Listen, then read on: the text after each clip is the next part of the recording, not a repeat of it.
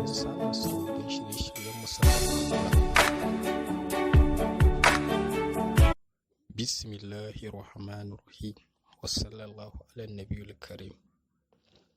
Jama'a barkanku da sake haɗuwa da mu a wannan channel tamu mai suna taskar asiran kundi. Channel wacce take kawo muku sirrika iri-iri domin neman addu'an mutanen kirki. Wannan sirri ne yau da muke tafa da shi. Sirri ne na ɓangaren mallaka. Mallaka sirri mai ƙarfi. A channel ɗinmu ta Tabaraki TV akwai sirrika da muka kawo muku na mallaka. To insha Allahu wannan shi ma wani sirri ne babba wanda in dai mallaka ake so a mallaki mace ko kuma mace ta mallaki namiji. Za a yi wannan mallaka ne cikin sauƙi da yarda Allah da ikon Allah.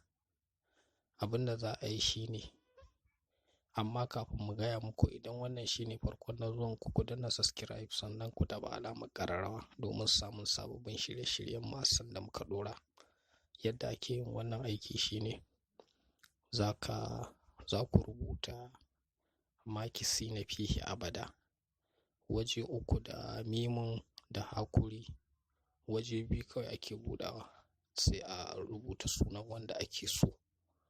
Idan aka rubuta sunansa ko aka rubuta sunanta, to za a rubuta ne aƙalla ana so a rubuta a cika allo da wannan rubutu. Ana so ko a rubuta ƙafa 41 ko a rubuta ƙafa 19 ko a rubuta ƙafa 9 ko a rubuta ƙafa 11.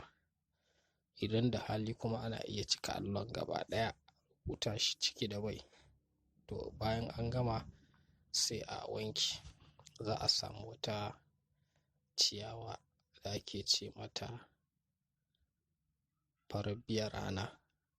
Idan ba a same ta ba, ana samo ciyawa nan mallaka ko ciyawa bi ta zaizai. Cikin su ukun nan duk wadda aka samu za ta yi. Idan kuma an same su ukun, to a haɗa a dake su, a barbaɗa a cikin wannan rubutu, a dinga sha ana shafa jiki.